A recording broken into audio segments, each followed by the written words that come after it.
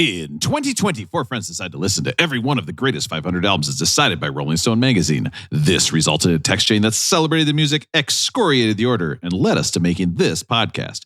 We are far from experts, so we promise to do almost no research. All opinions are our own, unless you disagree. Please sit back and enjoy. Beck did it better.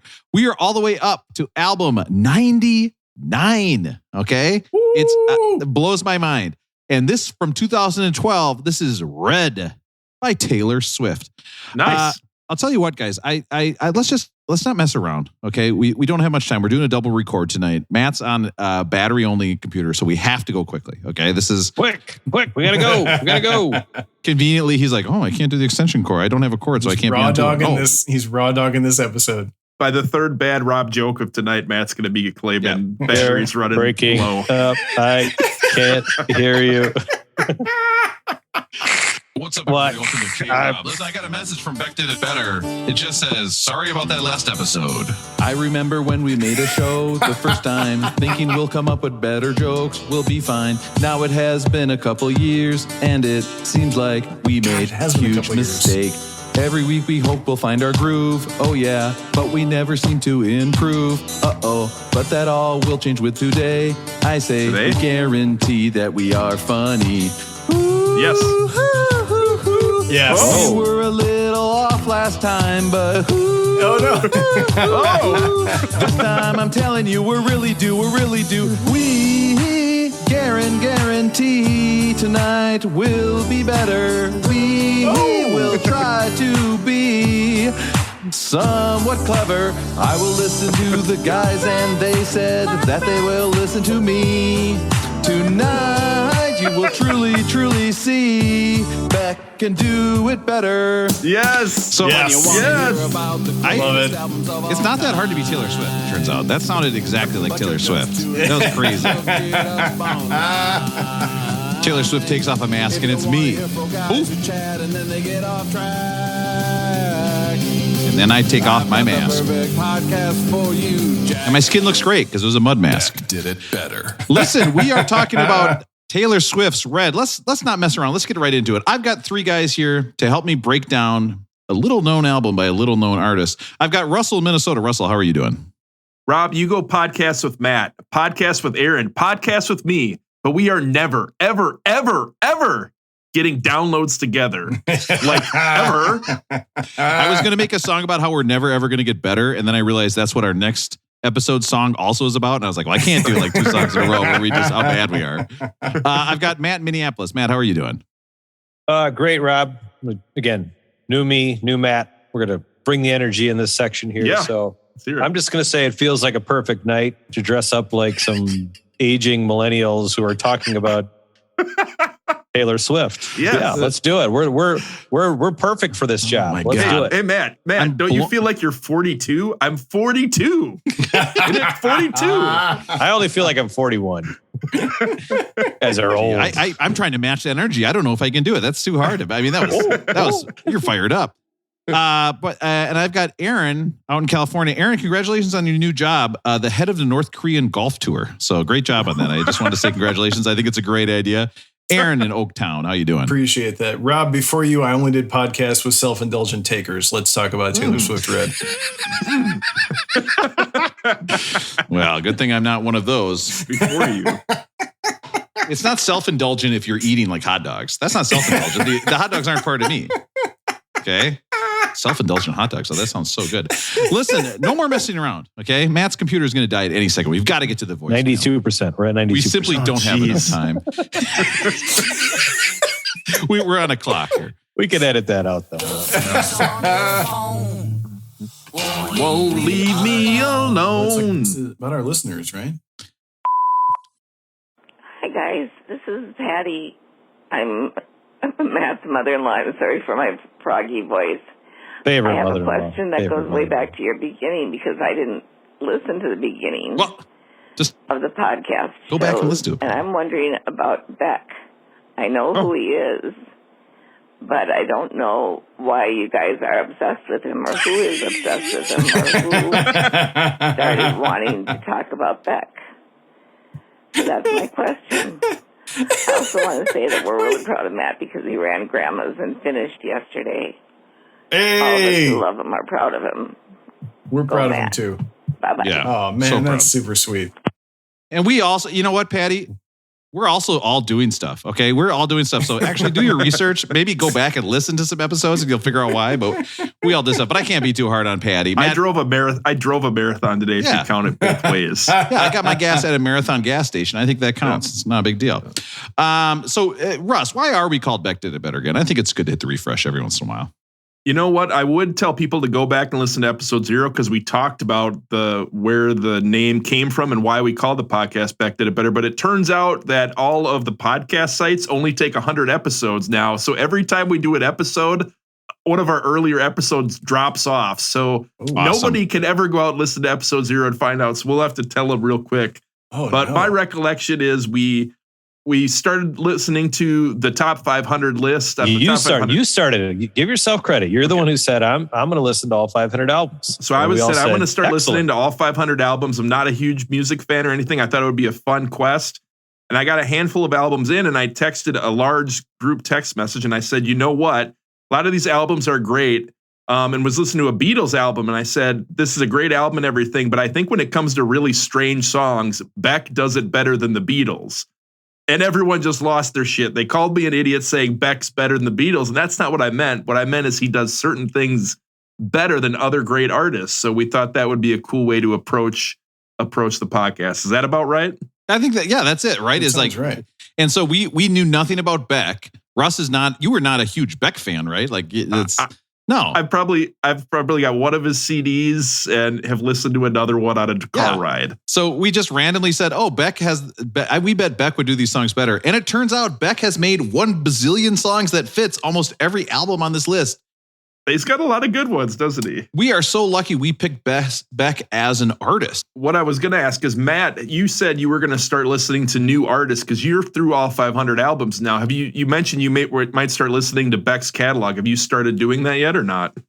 Yeah, I'm like, I listened to 3 or 4 times and then I created a playlist of his top. I think it was one of those things where I went in and if I liked a song, I just added it to a playlist on Amazon Music. That's what I use. And so there's 27 songs out of like the 11 or 12 albums that he's got that I've got. And I could share it with I should put it out on Insta or something. Yeah, I think, Matt, it's on Spotify under Beck's greatest songs. Is it? Somebody already did the list? Somebody already? Okay. Well, actually, Matt, I haven't done it by the time this thing publishes. Gotcha. Okay. All this discussion of CDs and playlists and streaming media and ephemeral podcasts reminds me, listeners. What does ephemeral mean? Yeah. This stuff doesn't last I'm an forever. ephemeralist. You're at the whim of your streaming partners. Mm-hmm. These things don't last forever. Get your cassette recorder out. Record this on cassette. You need to get physical copies of Beck Did It Better. This stuff isn't going to last forever, people. You all need to make sure that you're recording, saving these things, just like you used to record off the radio. That's true. The top 5 at 9. You can't miss this. So listeners, like Russell said, that first episode's going away every time. And if you can't get physical copies, you can at least get physical with your hosts. That's the other thing. Yeah. Maybe this is our last night for episode 3. Russell keeps saying that every time we end an episode. I'm like, okay, we'll see you guys later. He's like, well, we can get physical. I'm like, click. Bye. Everybody knows Odelay by Beck. I think, well, not everybody. Okay. So Odelay by Beck. Que Onda Güero. Just Güero. But Que Onda Güero, that would be my walk-up song if I could choose one. Brian from Woodbury has always asked, what's your walk-up song? He comes up with some good stuff. But Que Onda Güero by Beck would be my walk. It's just a banger. And then Wow by Beck, it's another song to listen to. So just throwing out a couple nuggets for some those Becker heads out there who haven't listened to much of Beck. Here's my walk-up song. And who need walk-up songs? Matt, when it comes to walk-up songs, then who does it better? Oh, Beck. Absolutely. Does it better. Yep. Beck did it better. I'm not sure what we were talking about there, but I think that's... Listen, I think the idea that we're all thinking of walk-up songs is so funny. The idea that it's like some point it's like, hey, listen, you're in this game, and we're like, oh shit, and you need to think of a walk-up song. It's like, oh, thank goodness, at some point, yeah, I'm 41 years old. At some point in the future, I'm going to be in a spot where some little intern's going to walk up and say, hey, you're up 6 tonight. what are you going to have for your walk up? Because we're getting the list together. Like, that's going to happen. And it's definitely not a reoccurring dream that I have where I am back in college playing football and they need me for the second half. And I'm getting ready to go and I'm excited to play football again and I can't find a pad. And then I find that pad and I'm missing a shoe. And then I can't find my mouth guard and the game's starting. And I'm sure that's normal stuff like that. There's nothing, I don't need to look into that. I don't need to talk to my therapist about that. It's taking extra long to get there and then you don't get to the field. And I hear you. Yeah, and then my kids come out and say, oh, you're not spending enough time with us. And I'm like, wait, what does that mean? I'm like, no time. I got to get to this podcast. I got to edit the podcast. Kids, shut up. I mean, mine always is Sexual Healing by Marvin Gaye. Unless it's like a special night, then it's the cover of Sexual Healing by the Hot 8 Brass Band. So can't you see Aaron in the on-deck circle when his song hits and he's just rubbing that pine tar up and down his bat?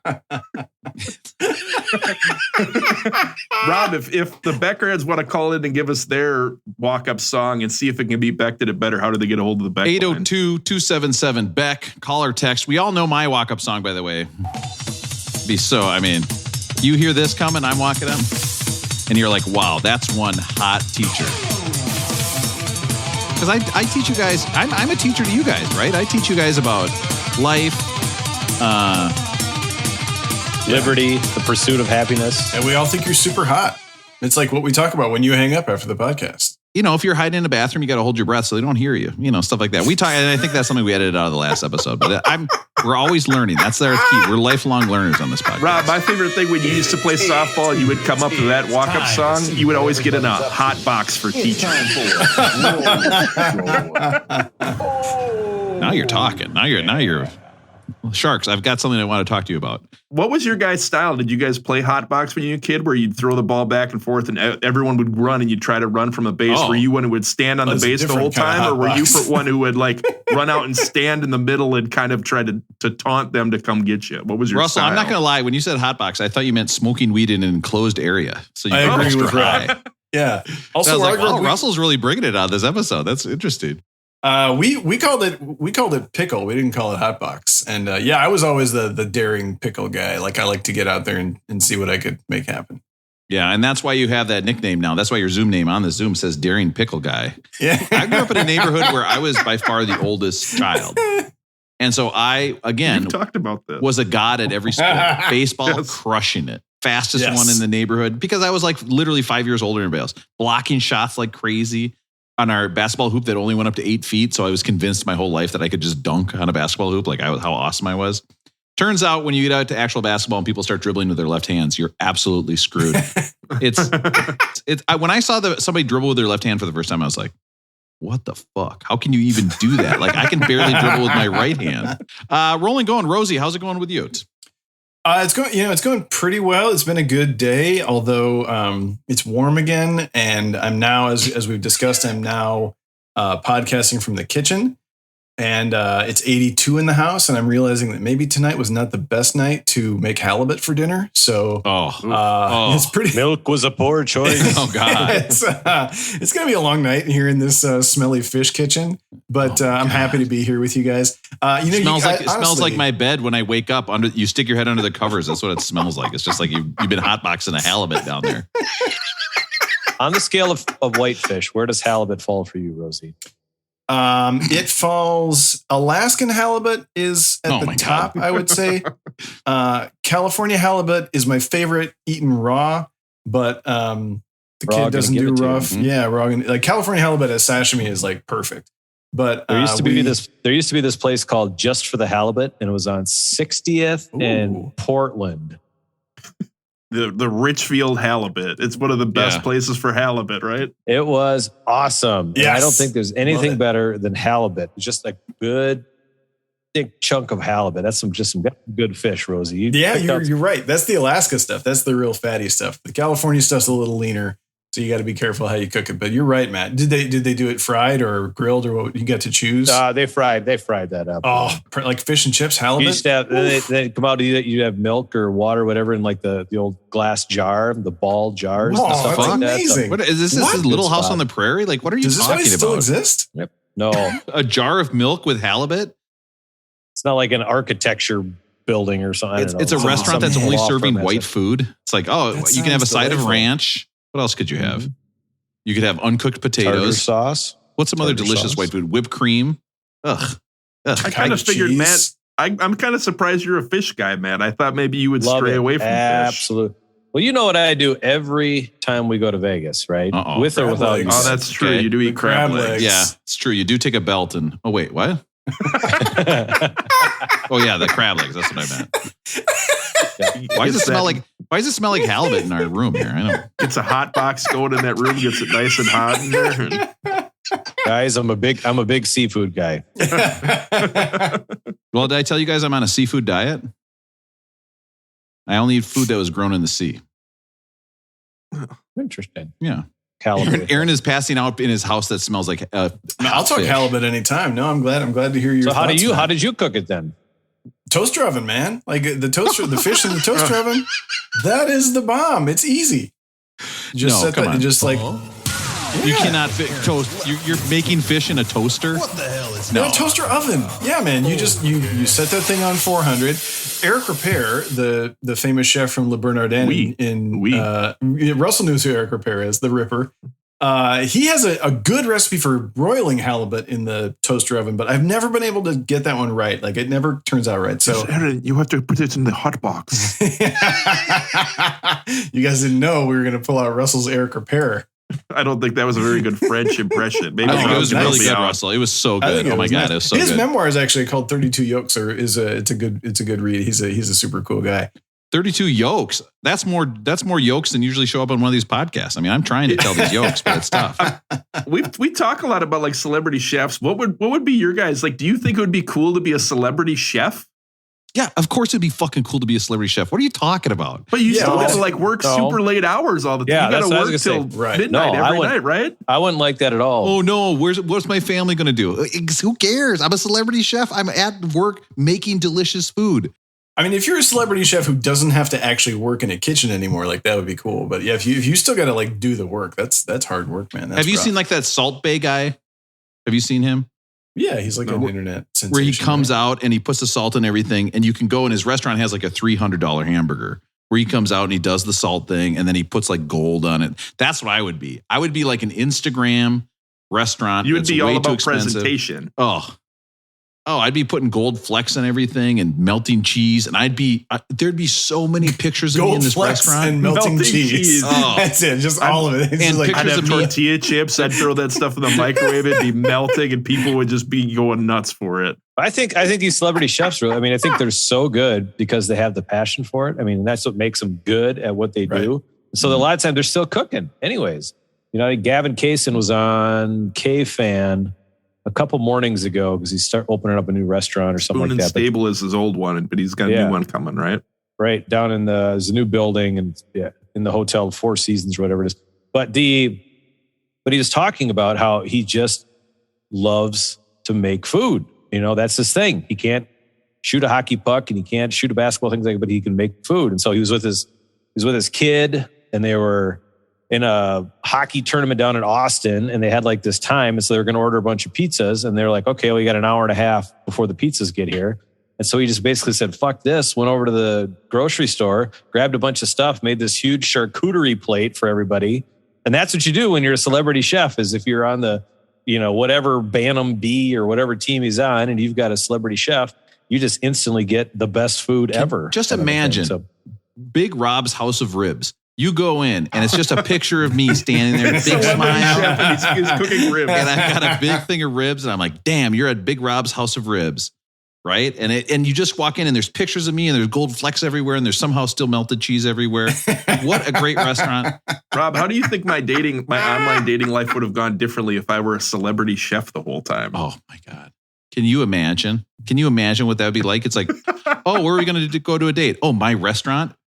Oh, Big Russ's House of Ribs? Yes, we are going there. I should have just put that down. It would have been much easier life. It's like the scene in Chef where he makes the cacio e pepe for Scarlett Johansson. You're just like, what, Jon Favreau and Scarlett Johansson? Yeah, okay, I get it. Yeah, it makes sense. Yeah, it totally makes. Well, that's weird that a movie made by Jon Favreau would have him being with Scarlett Johansson. That's so weird.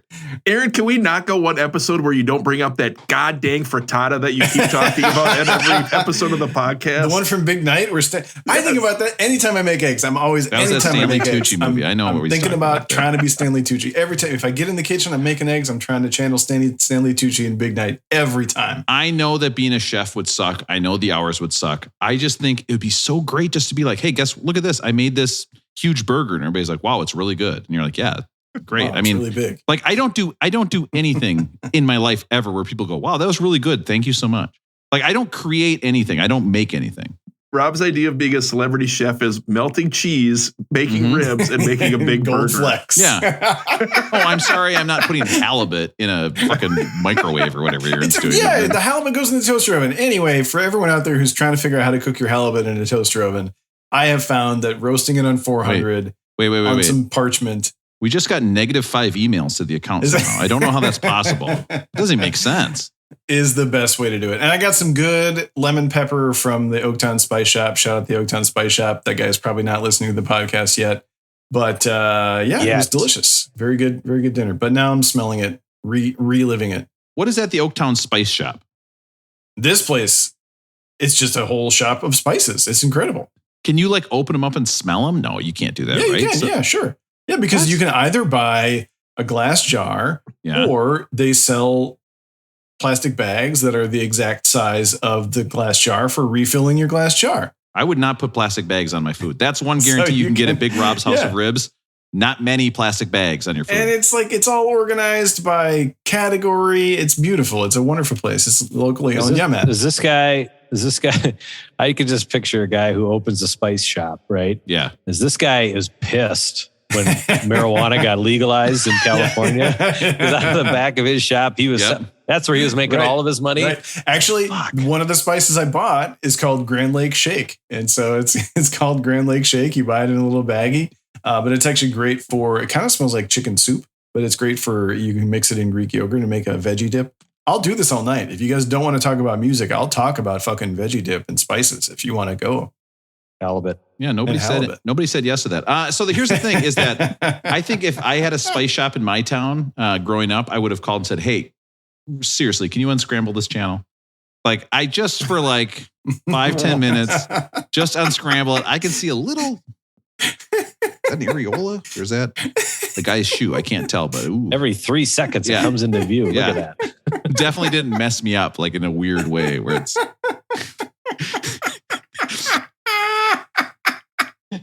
That's good. That's a good one, Rob. That's it. Thank you. I don't think Rob, where do you think it went wrong? It was that fuzzy channel, that 49 or whatever it was. I could never come through. Yeah, when I asked my wife to dress up in a blurry sweater, she's like, why do you like this so much? I'm like, just do it. Back to my youth. Yeah, I love it. Matt, rolling going. How's it going with you? So we made the trek up to middle of nowhere, North Dakota today. So 500 miles, 7 hours. Jesus, that's a long way. I drove the whole way. Oh, well, yeah, of course. Wow. Okay. Aaron, look at Aaron. Aaron's mind is blown. He's like, that's so far to drive. You drove? Job, somehow I talked my wife and my kids. We only stopped once. Usually we're like that is 2 a or 3 stop. Right So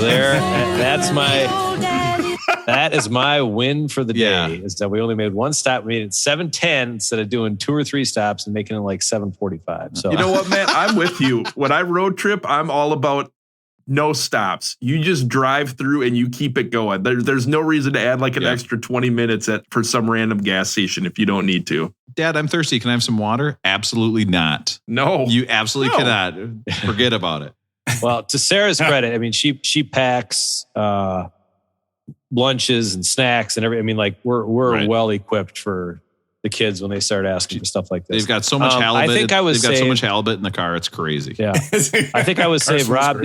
I don't know how much you know about tons. You're not a driver anymore, but I was saved 3 times a day by the Waze app. Yeah. Telling me there's cops ahead. It's the best. And so I don't know who came up with the Waze app, but man, are they geniuses and good stuff. So it's so good. I mean, even just saying like, oh, there's something on the side of the road, so look out. Like, it's just, I love the Waze app. What rank are you in the Waze app? Do you have the... Oh, I have no idea. I'm kind of a newbie, so I have no way of telling. Okay, well, maybe I shouldn't be talking to you about this then. I don't want to talk. I actually have the sword. I'm the highest rank in the Waze. Even though I don't even own a car. Where do you find your rank? I can see if I can look it up, but my way you don't even know. Never mind. Who are the people that are driving and then like clicking on their phone and alerting people to the cops? Like, is there like a button that you say police? It's easy to like alert people, or how does it work? Or like car on the side of the road, or hazard, or just construction zone or something. You feel so smart though when you're alerted to a cop and you can slow down and not get caught. And you're like, I'm invincible. I could be driving 200 miles an hour. Who cares? I got 7,898 points. I'm guessing that's not a lot, whatever that means. But I got no rank, so I must be. I got to up my game. Come on, up the game. We get 7-hour drives. You got to start getting some ranks on that stuff. So, thank God for Waze. I agree. It's great. So what are you doing now up in North Dakota? Like, what is your day going to look like tomorrow? Like, are you sitting there? Do you have to take the kids out on the boat? Can you just avoid the family? By the way, things are going fine over here. Just in case anybody's wondering, I've mentioned avoiding my family multiple times. 82%, just letting you know. Yes. So we'll give you updates throughout this. Yes, I love it. We will. So we got up here. We hadn't been up here in like 4 weeks. So there's a lot of just opening stuff up. But tomorrow, yes, we'll be on the boat. Sarah's got a cousin on the lake who's got a big ass boat, one of those big wave boats. Forget what it's called, but where you can surf behind it that everyone else hates on the lake. Yep. But there's about 8 of them around here. So this lake is going to be effed in about 2 years. Everybody's like, why is our shoreline destroyed? Why do we have no more shoreline? Also, check out this boat I have that makes giant waves. Oh, I can't see any correlation between that. No, nothing like that. So, no, we'll get out. I mean, there's golf cart rides. Trying to, I don't know, how do you say it? You think you do this with your girls a little bit too? De-cityfy. Yeah.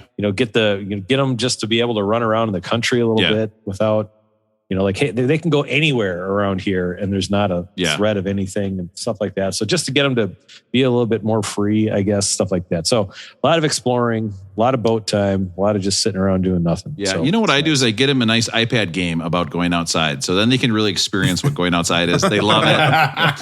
VR goggles. Yeah. Pokemon Go. You can find North Dakotan Pokemon. Get out there. You just got to find those things that are dumb as hell. I should tell you guys, since we started talking about throwing a baseball with your kid one time, I've been out throwing a baseball with my girl almost every day now, like back and forth. Wow. It's great. She has only got hit in the face once, which was not great. But other than that, we're just out there chatting. And I say that the podcast has made me a better dad. So I appreciate it. Okay? Yeah, very nice. Russell says you're welcome. Russell, roll it going. How's it going with you?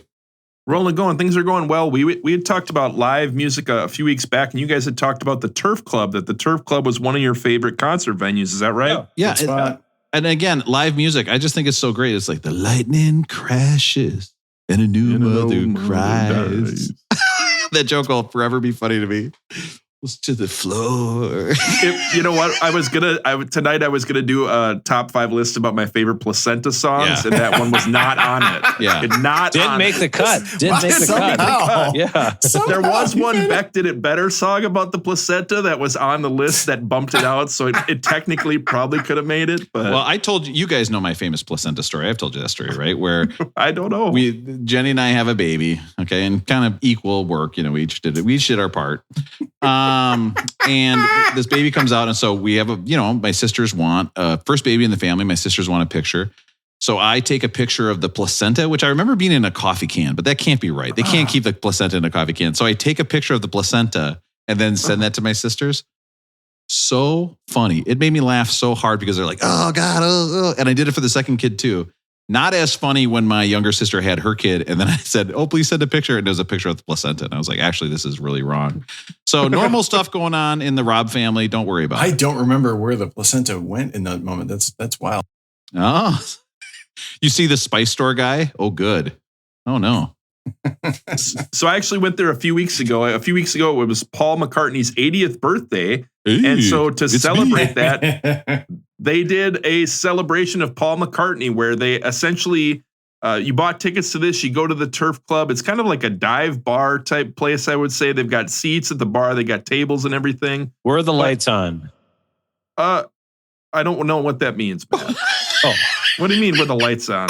Is it the last few dates you've gone on, it's all been in the dark. Everything's in the dark. I just want to know if the lights Russell's are like, on. what is going on in this date? Everybody can see everybody? This is crazy. The lights were on. Yes, the lights were on. Russell's date is like, I liked it better when we were in the dark. No reason. Don't ask why. Well, I don't need it. It doesn't even need to be repeated to me. It was good. Yeah. I mean, I heard that enough from a downloader that night, but whatever. But so Paul McCartney, they had this backing band, and they had about 8 or 9 different singers that came up and sang 2 or 3 Paul McCartney songs. Mm-hmm. And it was just a great time. Some of my favorite songs that they played, Let It Be, Back in the USSR, Oh Darlin', and the 3 songs they ended on. I want to see what you guys think of these as a closing part of the concert for Paul McCartney. They had Paperback Writer, which I was surprised about, but it actually crushed. That works. That's a good song. Great song. Woof. Yeah. Then it has a great bass line too. It's got a great Paul bass line, so that makes sense. Not quite as good as Taxman, but it's a good song. They did not play Taxman. It's because it's a George Harrison song. Oh, well. The second encore was one of Matt's favorites. Helter Skelter was the second encore. Oh, that is cool. That's super a good cool. one. And then the closing finale was Obla Di Obla Da. They had to go with that one as the closer. That's a good crowd pleaser. Everybody can sing it and go out on it. And I think that's one of the perfect Paul McCartney songs now because, like John Lennon said, that's granny music. And then you look at Paul McCartney and he looks like a granny. So this is perfect. It's the perfect combination. Did they have a piano on stage for Obla Di Obla Da? They had a keyboard. I don't know if it was a Mellotron, a Hammond, a Lowry. Oh, yeah. I don't know which kind of keyboard it was, but they did have a keyboard. And the keyboard actually crushed on a few songs. It was really good. That's awesome. Russell went up to the musician and said, listen, I'm really interested in your organ. And the musician's like, that's great. Actually, can I meet you out back in what we call the halibut zone? Our set's done at 11. Yeah. We'll come find me later. Have you ever been to this spice shop? I want to show you something that's a little blurry. I've got a special white sauce for your fish here. Oh, no. What? What? All right, but you know what I wanted to share with you guys? I don't know if I shared this, but I have a hot take. A hot take about Paul McCartney songs that came from this. Okay. I have a belief that the greatest Paul McCartney song ever is not a Beatles song. Okay. I believe it is Band on the Run. Band on the Run is an amazing Paul McCartney song, Rob. I gave you a bit of it, but like there's kind of 3 songs in one. Yeah, I was going to say it's 3 or 4 songs in one song, yeah. Here's right there at that moment when it converts to that groove. A little bit of reggae, kind of. Yeah. I think this is the greatest Paul McCartney song ever. Hot take, your thoughts? I'm not going to disagree with you. I love listening to this song. This is a great song. You guys are I would idiots. love to have a fight with you too, but like listen to that. Like, well, who's ever sat down and said, you know what I really want to listen to is Band on the Run? The only McCartney song I might put above this one is Wonderful Christmas Time. I might put Wonderful Christmas Time above this one, but otherwise, I'm going to agree with you, Russell. This was my favorite song of the night. I was so I know the song. They did play it. They played it and it crushed because we were talking about how it's multiple songs in one, and when it kind of converts to the next song every time, it's like, oh yeah, go get it, and it's just badass. It's a great song. I think when those strings come in, when those dun dun dun dun dun dun, and then it goes to the next part. That's a great. Yeah, I cannot disagree more. I dare Eddie Beckerhead to call in and claim that they've got a better Paul McCartney song than that, because when you do, we will edit that shit out.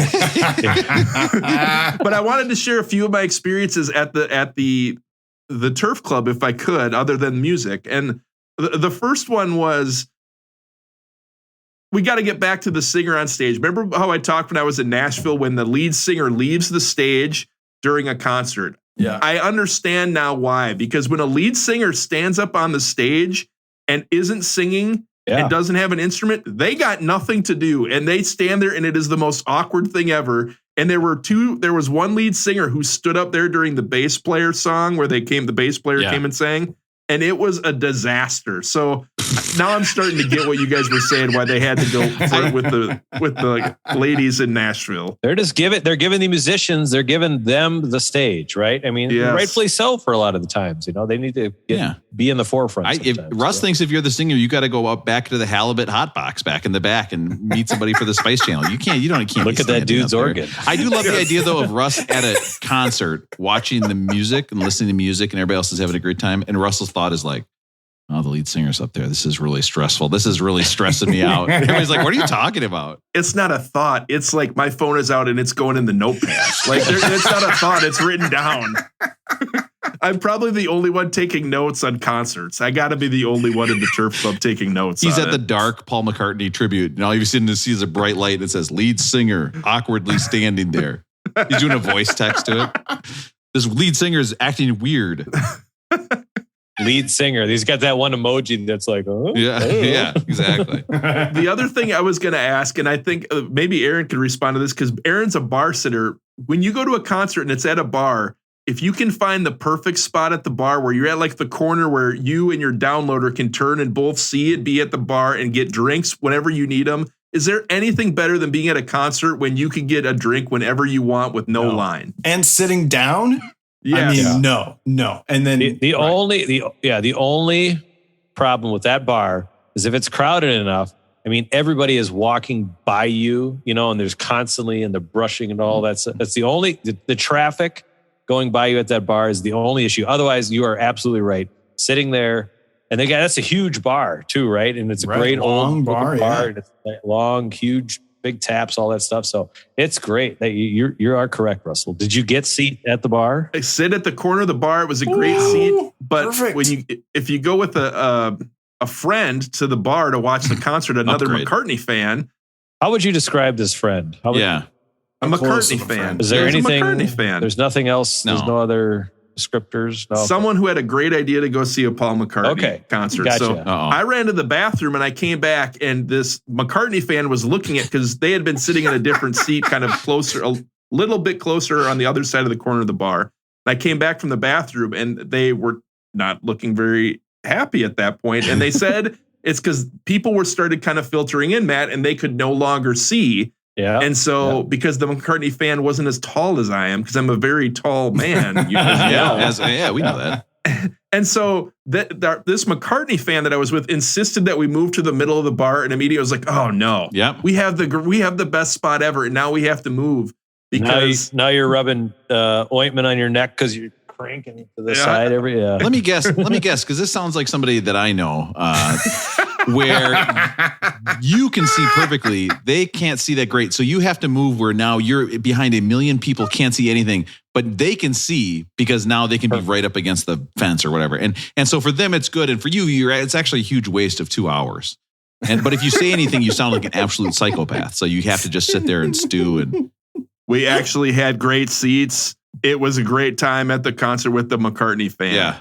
I loved seeing through somebody's elbow armpit into where I could just see one of the guitar players. That was my favorite part. And I just watched that one guitar. I mean, get out of here. It's that load-bearing pillar that was in my face the whole time in the second half of the concert was great. Yeah, and that's another nickname for the halibut hotbox out back is load-bearing pillar. Load-bearing pillar. The last thing I was going to ask you about this is more of a bar thing, and it might be Aaron again. Aaron's the bar guy. He's always trying to do drinks or whatever. I'm pretty sure you're the bar guy now, Russell.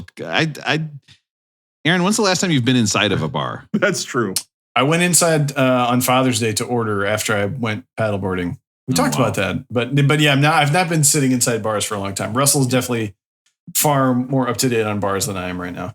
I got a question for you, and I want to make clear this does not relate to the McCartney fan that I was with. This does not relate to the McCartney fan in any way. What are your thoughts about people who ask for samples of beer? They go up and they can't decide what to get, and I need a sample of this one. I need a sample of this one. I need a sample of this one. Your thoughts? I am sympathetic. Okay. I don't, it's kind of a weird move, but I am sympathetic because especially if you're going to go and get one of these like fancy, hoppy, juicy IPA, something that you like I can narrow down what kind of beer I want, right? But if I'm going to spend the time and I'm probably only going to have one or two of those, I just want it to be the beer that I want. And sometimes I just don't know. I'm not that smart about beers. And so like Sarah, of all people, knows exactly what I want. Every time she can just look at 40 beers on a list and I say, Sarah, what do I want? She gets it. But I always pick the wrong one. I'm always like one or two off of what I should be getting. Yeah.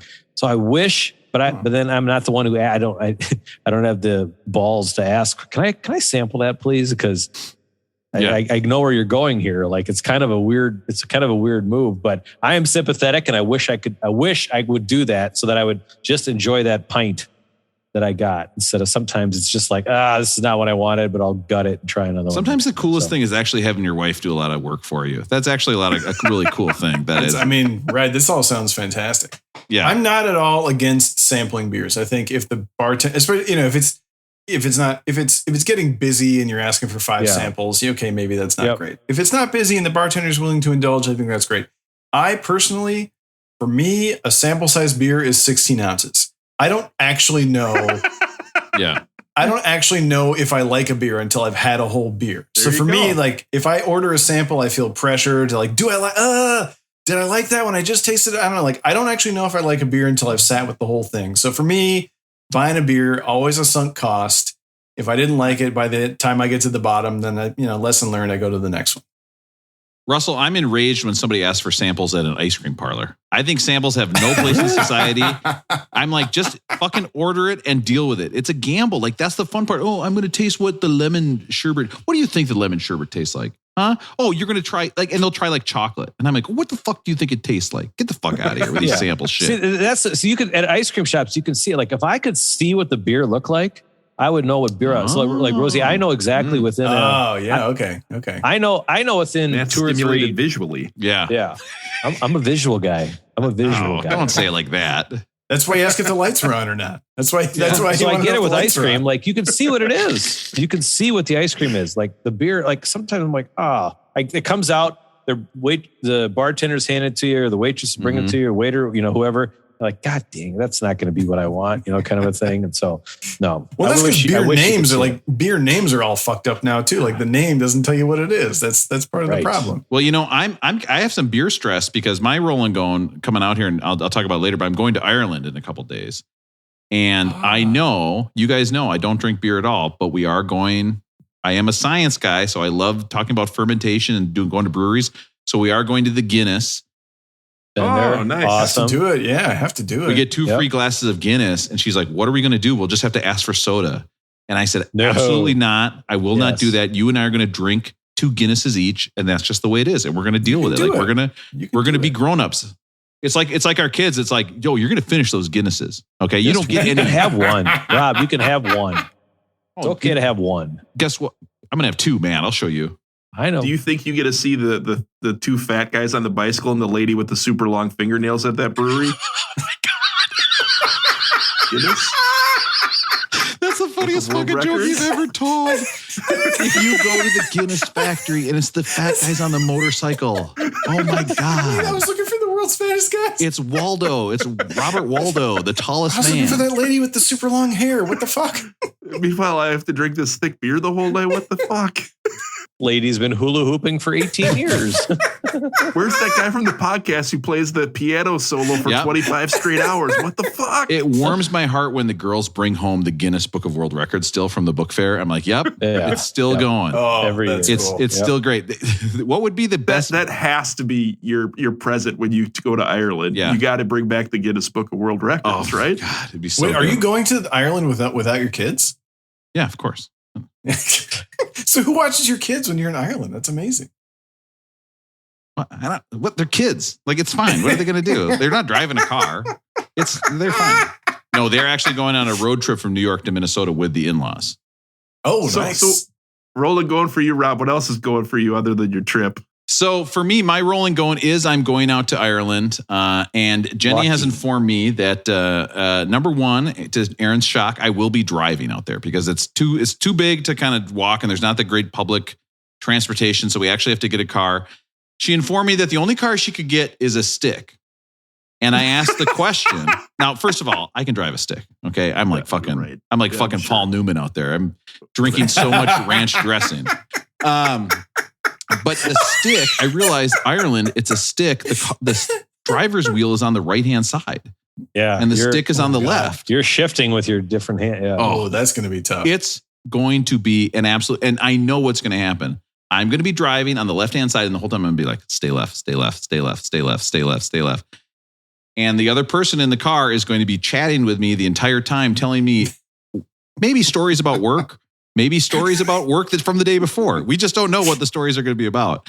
And I know that that's how I'm going to die. I'm going to die pulling into a lane because I'm listening to a work story and I'm distracted by it. And my last thought is going to be like, oh, thank God. Well, we reached 100 episodes, right? Yeah, we only need to do one tonight. We're kind of good, right? Yeah, I think we're all right. And just make sure you edit it before you go. Yeah, I was going to say, I got to edit it first. The other good point, if that were to happen to Rob, if the three of us recorded like 96 more episodes, all of Rob's episodes would disappear from the internet because we could only have 100. There would be no more record of Rob ever being funny on the internet. No more K-Rob. Oh, no, that'd be terrible. Listen, my rolling going, I cannot deal with it anymore. Russell just poured out of a huge handle of a clear liquid, just poured himself a drink. I didn't listen to a thing Matt was saying. That was so incredibly distracting, Russell. I mean, that was a giant pour. You know what? I made a drink for myself earlier and it ran out, but normally I've got ice and everything ready to go. And I ran out of ice. And so I was sitting here thinking, I was like, well, I can either go through this night sober or we can have to talk about the band, the Big Pink music in a week from now. Yep. And I was like, I'm going to get a drink because I'm not talking about the Big Pink album sober. Oh, that was, I wish we could take a picture and put it up on Instagram, what it looked like Russell pouring this enormous handle and the smile he had on his face. And then his response was, well, I was out of ice. Huh? What? They're both clear. Russell's like, that's clear. It'll be fine. So are you going Dublin? Are you going anywhere else that you know besides Dingle? Cork? I don't know. She set up the trip. I don't know what we're doing. She's told me a number of times, and all I remember is hearing the word Dingle because she said we're going to drive through Dingle, and I was like, please. Yeah. I did that move in college once, to drive through Dingle. I got in huge trouble. I got fired as a chef. It turned out. Celebrity chef. You're gonna. The only problem is you don't like beer, and that's a beer drinking country. So you might be a little bit weird at the bar. Can't you just drink whiskey and cider though? Can't you just do whiskey and cider? We're going to the whiskey. Aaron. Come on. Right? You're talking about my whiskey inside her? Come on. I mean, I hope you're doing that too. I mean, everybody should do that as much as they can. You know what's got to be walking a really fine line is being not quite a celebrity chef, like where you're almost a celebrity chef, but you're not. So you got to like go work your ass off and work all the super late hours, and nobody's excited when you make a big burger. Like almost a celebrity chef is like worse than being almost an NBA player or almost a rock star. Also bad because those are the kinds of people that I will go up and talk to at bars who are like, why is this guy so drunk and talking to me, so excited about my cookbook, and like no one else is bothering me right now. Oh yeah, this is why I got into being a celebrity chef. It's to meet 40-year-old bald men. I mean, please, where are the babes that want to eat these I'm wearing ribs? right now? I'm wearing a T-shirt from a tortilla company. I saw this guy out one day. I saw this guy out one day who makes the tortillas. His Twitter handle is @almost a celebrity chef, and he's got 18 followers. A tortilla company. Yeah, they're called Shulo tortillas. They're delicious. He makes great tortillas. A tortilla company makes a shirt. That doesn't even make sense to me. Yeah. So I bought the shirt, and then I happened to see him out at a beer garden. So, of course, I had to go over and be like, hey, I'm sorry to bother you, but I am wearing the shirt from your tortillas right now. You recognize the tortilla maker at the beer garden? Yeah, from Instagram. Yeah. What? You follow him on Instagram? Yeah, that's how you know where he's selling his tortillas. Otherwise, you're going to find lock your ass up. Beck Did It Better is going to be following that guy pretty soon. Don't worry about it. That is a tortilla. Honey, get in the car. He's selling. Yes, right now. He's selling the tortillas right now. We have to get down there right now. No, deflate the paddleboard. Get it out of there. Okay, quick. I'm going to back this car up down my driveway real quick to get to the tortilla place. I hope nothing bad happens. No, can't criticize Aaron. I'm not criticizing Aaron. Okay, everybody back off. Oh, yeah. Wait, is this a music podcast? This is your tortilla shirt. I love your tortillas. They're so much different than every other tortilla I've tasted. What are you talking about? Like how good? They're delicious. How good can the good tortilla be compared to? Have you ever had a bad tortilla? Hey, this is coming from a guy who's not even close to being almost a celebrity chef. Rob doesn't know he's not a celebrity chef. When I'm doing Rob's big ribs and I'm walking around with those cheesy ribs with gold on top, big burgers. You know what? You guys will get quite the discount when you come in. Okay, so don't worry about that. You're going to be on the Rob's silver platter discount. I will not be talking to you because I will be talking to all the hot women that come in who want to eat giant ribs. So that is my brilliant idea. Listen, today we are talking about Taylor Swift Red, and I've got a little guest appearance. I'm excited. I've got my kid. I interviewed my kid. She's like a huge Taylor Swift fan, so I interviewed her. Here we go. Tell me if we're talking about the album Red, tell me about Taylor Swift and the Red album and what that means. What's the whole theme of it? Well, Red is about a breakup. I hate to say his name, but Jake. So yeah, why do all Taylor Swift fans hate Jake Gyllenhaal so much? Because he broke her heart. Yeah, I mean, the whole album was about how he was like a douchebag. Well, don't say it. What? This is not a bad word. My kid's on the podcast and not just douchebag right away. But where do you rank this album compared to her other ones? Well, I like a lot of her more recent ones, so I'd say like this ranks kind of lower, but I think like for her overall career, it was a pretty solid album, and it was like kind of her turn into pop. A little bit, because when she originally released the album, it was a country thing. She started out in country, but when she did the Taylor's version, she released it as a pop album. So you can definitely hear country on that first version of Red. Explain to me, why is she doing these Taylor versions? What are these that I'm seeing now?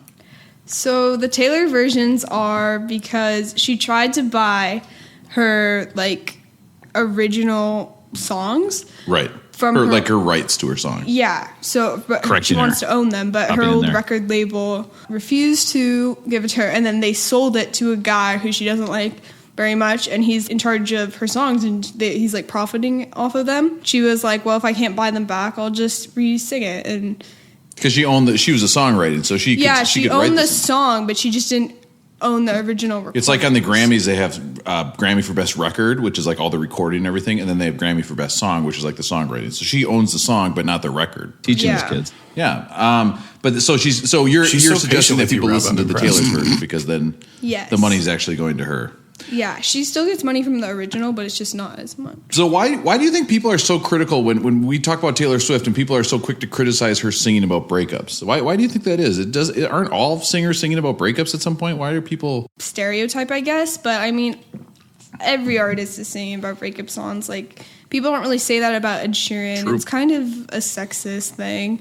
And it's also like, that's what she was kind of known for, was like a lot of young people sucks. I'll just say Ed Sheeran sucks. Like, at that time. He's got some bangers. Some of his songs are bangers. Happened to be breakups, and I think people just kind of Aaron, what do you think of Ed Sheeran? It's just like he sucks. Young girl when it was actually like really talented writing and a really good album, but I think people just don't get past the fact that it's like a breakup thing. I gotta ask you guys, she was 22. Like, how many like famous breakups did you guys have to the point where you could have wrote songs about it by the age of 22? I could have written songs about Jeff Richter's breakup. I mean, of course, my famous song, driving way fast in my car. I've got a fast car, which was a parody song of the Tracy Chapman. But my question is, she's got breakup songs all over this album with multiple rumored people, whether that's right or wrong, who knows? But like, Rob, did you have like 6 or 7 breakups where you could have made a whole album of songs about different people? No, it might surprise you, but I did not have as many breakups as Taylor Swift. I can't figure out what the difference is. I don't know. I can't. There's got to be something where it's not. No, I do not have as many breakups as Taylor Swift. Her rat tail was a little broader. Her rat tail was a little broader than yours was. Right. But that's a good point, Russell. She was already living in a different stratosphere where her breakups were fucking nuclear. Like, they were in tabloids and shit. Like when when Lynn H decided to go out with Goody L instead of me first semester of freshman year, like that didn't make it onto fucking People magazine, right? Yeah, right. Otherwise, for Taylor, perfect life. You talked about her Reputation era, and you're talking about her Red era. Like, so what does that mean? Era talking about how female artists need to like reinvent themselves to stay new and young to the public, and so I think that's what she kind of does. So she was like in her original like Taylor thing, which was like kind of her first 2 albums, I'd say, where it's like young, and then she was like in her Speak Now. Like, each album she does like a whole different theme and like color theme. So Red was obviously very like breakup. Yeah, that was her, because that was kind of her transition to pop. Yeah. And then 1989 was like her full on pop, like summer cool girl album, I guess. And then Reputation was obviously about getting back in her, but also Reputation is like this bad album, baddie Taylor Swift, but it was also a lot of like love songs because she had just found the love of her life, Joe Allen. And so obviously it was a lot about that. And then she went into her Lover era, which was her like neons and like really colorful. And that's when she started speaking out about like political issues and, her support for the LGBTQ+. And then her more recent through quarantine, she did a whole like folklore Evermore kind of thing, which they're two different eras, but it's like her really mature. I'm worried Aaron's going to be triggered when he hears that. Aaron, isn't that the album that's been playing in your house for like a year straight or not? It is, yeah. Folklore and Evermore are the two that made my Spotify top 1 through 5 of 2020 and 2021. But I mean, I got Stockholm Syndrome with those. I love those. Like, I'll listen to them any day of the week. I love them. But yeah, 100%. Those are right, I needed to make sure Aaron was good when we heard Folklore. I'm good. Those are the ones. No, I'm good. Thank you, Russell. This is such a bummer to me that my 13-year-old gives a more like better music history than I ever have on every episode, just off the top of her head. She's kind of concise, I think, with it. That helps. Oh, what a bummer. You hate to see, you know what the worst thing as a parent is seeing your kid be better at anything than you are. It's absolutely the worst thing about being a parent. Oh, it's the worst. Songwriting, even about things that she never even experienced herself, but she still could write about, and very like foresty in nature and mature. So yeah, I think just her reinventing herself and staying new to the public, I guess. All right. Sounds good. Thank you so much, Amelia. Appreciate it. Okay. Do you have anything to say to Russ, Aaron, and Matt? Oh, you guys, you scared about having me on the podcast. Wimps. It's true. All right. So then we laughed about you guys for like 5 minutes. That was a real bonding moment between us. So let's get into Taylor Swift's Red. Fantastic. Probably, I think, one of the strongest first halves of an album we've ever had on this show. The second half, I don't know, but here we go. State of really? Grace. Wow, I'm kind of a second half guy. Can I ask, are we listening to the original one? Are we listening to the re-recorded version? Or what are we Taylor's listening version? to? The old version, not deluxe. The 2012 version. That's not Taylor's version. Right. Not Taylor's version. Yeah, so now I got to go. Trying to navigate Genius during this was not an easy task. Now I got to go check Taylor's version. Totally. So I saw this song described as anthem rock, and I thought it's a great description of it. You could see this just banging in a huge auditorium. I kind of heard U2. I heard like a similar vibe to a U2 song, right? Is that fair? Yeah. I was thinking Arcade Fire too, actually. Oh, that's a good pull. You know what I love about Taylor Swift is Taylor Swift album is full of Taylor Swift fans are also conspiracy fans. They love every little conspiracy. One of them being the liner notes. Have you guys heard about the liner notes? No, the liner notes have a secret message for each song. I can't tell if Rob's making shit up or if he's going to make a joke. You can look it up. You can look it up. Good Will Hunting joke? No, goodness. Thank you for saying that joke was good, by the way. I appreciate that. It was good. It was a long time coming. It was good. You like them liner notes? These liner notes have a secret message. So, for example, the next song, Red, the secret message in the liner notes said SAG, SAG. SAG, guess what both Taylor Swift and Jake Gyllenhaal's zodiac signs are? Leos. No, they're Sagittarius. This sounds like the dumbest thing I've ever heard. No, like there's no way. You cannot push back on the liner notes because it's going to be my whole thing is set up around them. You're going to love it. This is so the big secret thing is that they went SAGs versus Sagittarius for their two. Okay. I read that if you connect all the O's in the liner notes and then draw them together like a connect the dots, they look like anuses. How do you like them anuses, Rob? Stealing my joke. That was Rob's joke. Russ's version. Rob, I'm giving your joke more prominence. This song peaked all the way up at number 6. So when this album came out, she did a cool thing where she released a song a week, 4 weeks leading up to this album. When on Good Morning America, she went on like 100 different radio stations. Like it was a huge push about this. What is this sound coming up? What is that? Is that a train whistle? What is that thing? Synthesizer? What is it? That's her voice. It's got to be a synth. Because when you hear this song, it starts as country, right? And that was a big thing with this album. I think it's very Kathy Mattea inspired. Who is Kathy Mattea? Ross, what the fuck? You don't even know who Kathy Mattea is? 18 Wheels and a Dozen Roses. I read there was a banjo on. Maybe the country feel was the banjo. It's a 6-string banjo. I've never heard of a banjo before. Have you guys? I have because Primus used to play it. So when I listened to Primus, they had it. There was also a bouzouki, which was that Greek instrument that we talked about a few weeks back. I know so much about guitars. You know, offspring of guitars. It would boggle your mind. So I got Aaron on one side talking about God knows what, and now I got Dr. Instrument, big organ Russell talking about his stuff. Next up, we've got Treacherous. A lot of great song. The conspiracy theorists think this song is about John Mayer. Why would you ever write a song about John Mayer? That is the most boring person on the planet. You got to give John Mayer a little more respect. You're right. You're right. He can play guitar. You're right, John. You're right, Matt. John Mayer lays major pipe, man. The fact that he was like 15 years older than her and was dating her when she was like 20. I mean, he was like 35 or whatever he was. Jerry Seinfeld's like, what's the deal with dating somebody younger than you? Jerry Seinfeld. So how long? So all these songs are about Jake Gyllenhaal. Like, how long did she date John Mayer or Harry Styles? Like, is it a month? And is she just dating? Like, how long do you need to date someone where you can write a song about them? I mean, ask Joni Mitchell, right? Blue was a bunch of breakup songs too, right? Yeah, totally. I Knew You Were Trouble. This got all the way up to number 2 on the Hot 100. I mean, this, guys, banger after banger, right? Anthem, isn't it? Yeah. So good. Aaron, what do you think about her vocals? She's doing like this vocal octave jumping there. What do you think about her as a singer? Yeah, I mean, I think she's so clearly country influenced that she's definitely drawing on, I'm sure that because she grew up in where, Florida? Like, I'm sure she listened to Patsy Cline as a kid. I'm sure she listened to Loretta Lynn as a kid. Yeah. I think she listened to Kathy Mattea, Reba, all those people. And I think she's pulling on all those influences. But I mean, I think she sounds good. I mean, this is pop, right? This is straight pop. Listen to this. Right. This is huge. And it's just like, you just want to yell along with it. It's so great. And this sounds like that stuff that was going on at the time, like AWOL Nation, or they're the ones that did Sail, like all that stuff. It just feels like everything on this album sounds like something else, but she made it her own, which I think is great. So the album before this really was kind of her saying, I'm a great writer. This album, when you go on Wikipedia and you look up musicians and producers, guess how many there are on there? 1,000. There's 100. There's literally 100 producers and musicians credited because she said, I wanted to bring in all these people and get a sound and find the sound I'm looking for, this kind of pop country crossover. I mean, there's dubstep in that song. Like the refrain in that is a dubstep beat that they're taking from it. Now, here's what everybody really wants to know. What about the secret message in the liner notes?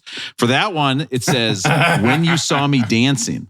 Okay. Now, there's a video of Taylor Swift dancing with Selena Gomez to One Direction's performance. Guess who's in One Direction? Harry Styles. Somebody she dated. That song's about Harry Styles. Guys, I've got some information. I've got some pamphlets I'm going to hand you. What you've just said is the dumbest thing that I've ever heard. You're all now dumber for having No. This is right up there with you get 0 points. May God have mercy on your soul. Matt's more annoyed than when we tried to make him watch The Wizard of Oz during the Pink Floyd episode, isn't he? Listen, there's one song where it's about JFK Jr. and about how he's going to come back and be the real president. That's a whole different thing. We'll get into that later. It's not a big deal. I read that song, she hit her 50th Billboard Hot 100 entry. So this was her 50th song that made the Hot 100. It made her the fastest female artist to hit crazy. 50 on the Hot 100. And who did she beat, do you think? Who was the number one that she passed? Madonna? Matt?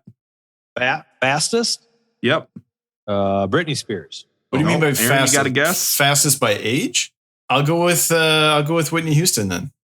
The answer was Aretha. Aretha was the one who had more top hits. That's crazy. I mean, and this is her 5th album. So this is her 50th. Aaron, if you say the band again, I'm going to have to go get another drink. Can you at least save it until later in the night? Every time you say the band, Russell drinks. Matt's battery is going down. Russell's BAC is going up. It's crazy because this is her 5th album. So for this to be a 50th song on the top 100, she's averaging 10 per album that get on the Hot 100. I mean, that's insanity. Now, we're at the 5th song. Now, it's well known that Taylor Swift, on every 5th song, it's her most emotive song. All Too Well. We know that all too well. This is like when I was at the cabin and we had to dig another thing to drink water out of. It was the All Too Well. Hello? I thought this song was great. This is one of my favorites. I know there's a lot of huge hits. They're all over, and I don't know which ones are the big hits or not, but like this kind of built to a crescendo. So I was like, good. Fantastic song. It's so good. You put this album on and you were just in a good place. I don't care if she's talking about getting her heart broken over and over. It fills me with joy. Isn't that weird how that works? She's always just like stealing little melodic snippets, or maybe the writers are, and then making them her own. Like when she says "all too well," that's like these small hours. Is that Train or somebody? Like everything on this album makes you think of something else, but it's still Taylor doing Taylor. Oh, Aaron, you're so good at making Russ mad. Now, here's what everybody wants to know about. What about the secret message in the liner notes? For this one, the secret message? Yeah. Maple lattes. Maple lattes. Who did she like to drink maple lattes with? Jake Gyllenhaal. Doug Gilmore? Oh, piece of shit. Felix Potvin. Human excrement. He's the worst. Can we also say, like, is Jake Gyllenhaal, like, even famous enough to be, like, a whole album's written about him? No, not at all. Guys, this is a song that was... You know what has caused problems in my life? When I've tried to connect all the W's in the liner notes. I heard. You don't even want to know what they look like. Russell, and what it does I heard if you connect all, they got the small eyes, they got the dots. They all got dots. Yeah. If you connect all the dots from the small eyes, it has a cowboy hat that has a big X through it, which means she's done with the country and she's moving on to her own thing. That's what I heard. Transition I read that. Yeah, I read that. It seems like you guys are mocking the actual real research I did. Okay.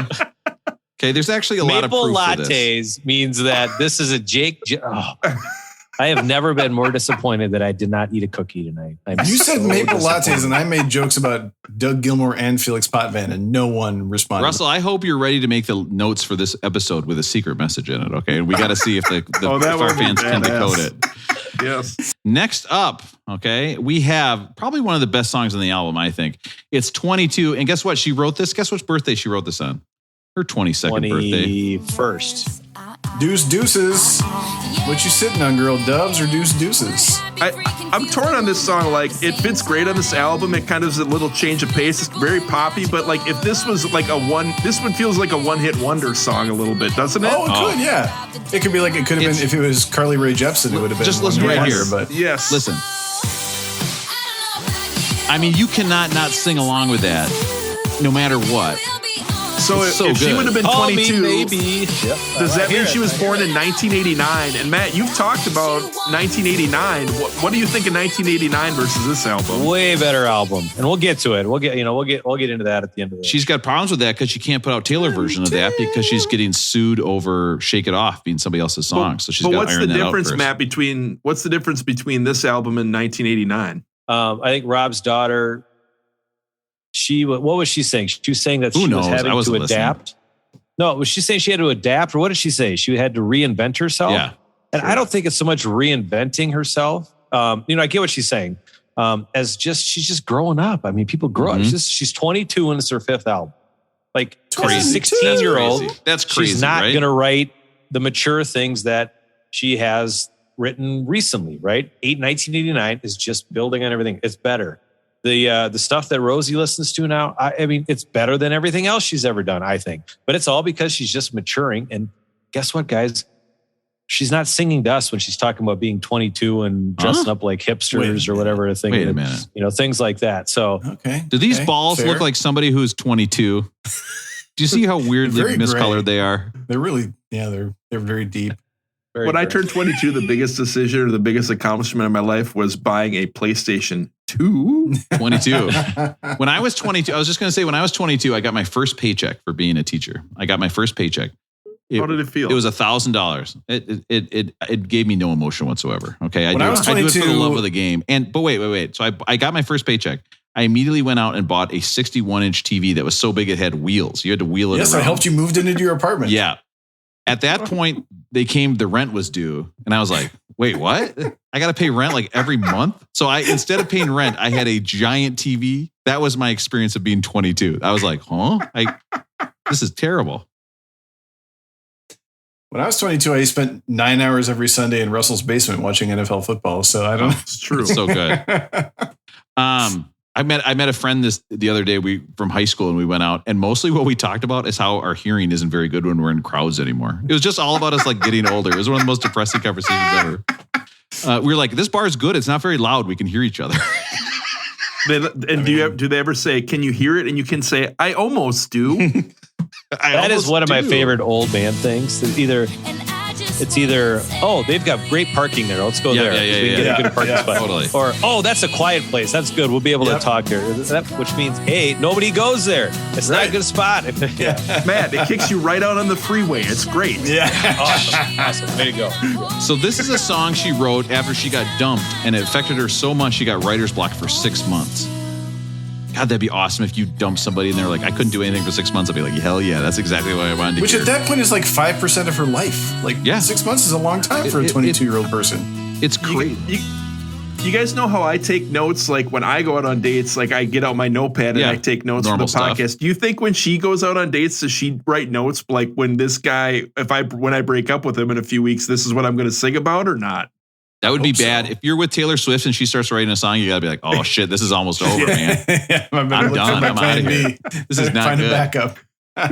And speaking of her writing down things, the secret liner notes for that one said, wrote this instead of calling. So this is her message to that man, whoever it was, that dumped her. By the way, speaking of her getting dumped, have you ever heard of the my favorite thing, Taylor Swift suitcase theory?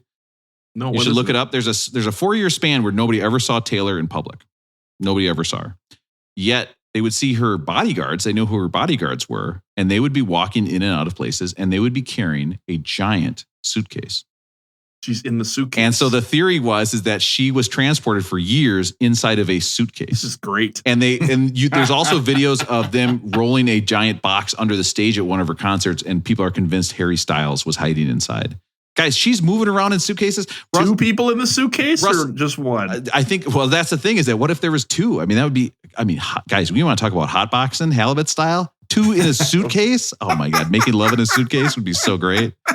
I mean, I'll tell you, it gives another definition to carry on. Doesn't. You got to watch those zippers though. You probably want to shave before, just in case. Can you imagine if she's getting wheeled into a bar from outside and the suitcase pops open and it's just Taylor Swift stuffed in a suitcase? The look on her face would be so funny. It'd be the greatest photo.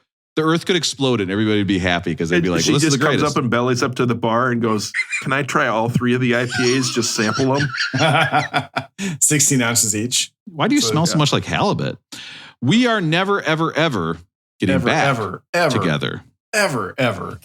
This was her first number 1 on the Hot 100. Ever. I mean, shouts to Avril Lavigne, who did this song first. And wow, what a hot take. Sounds like you're kind of a hater, boy.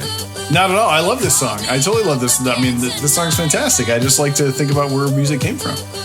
Is this the first kind of like somewhat current pop album we've listened to on the list? Like Michael Jackson was the king of pop, but that's 25 years before this album, right? Are there any other pop albums that are up high on the Lemonade list count or is Lemonade its own category? For sure, yeah. No, that's a good question. I don't know.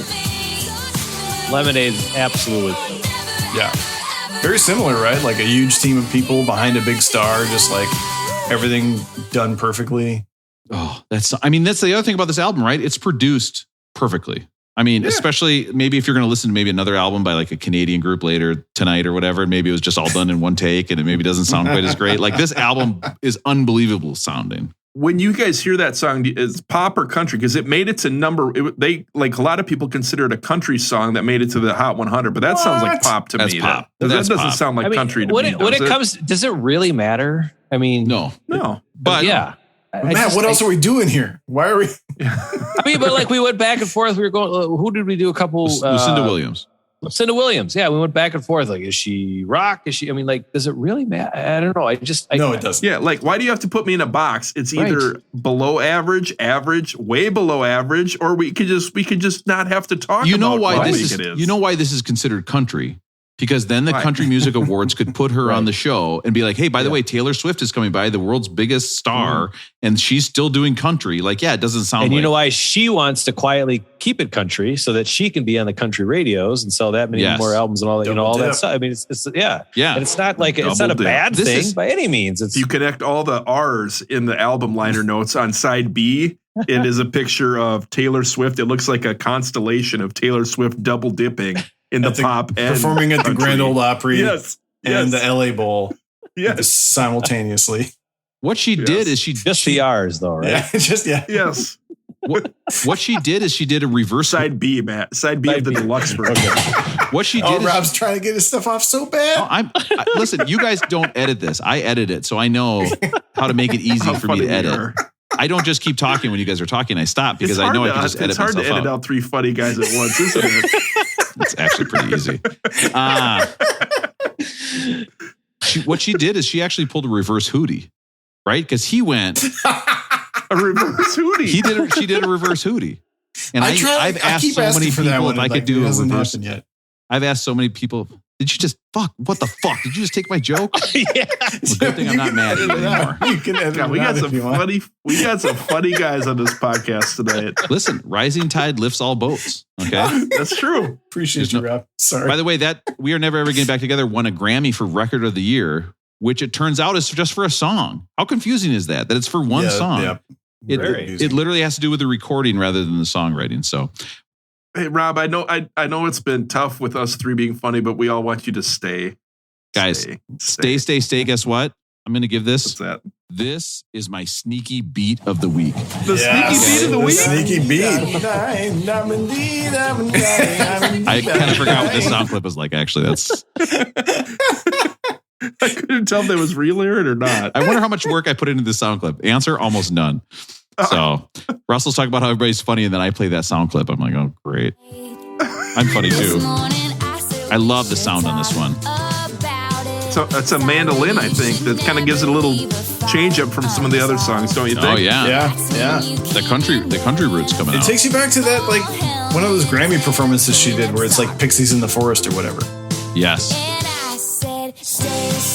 This is like her idea of a perfect relationship, what it's like.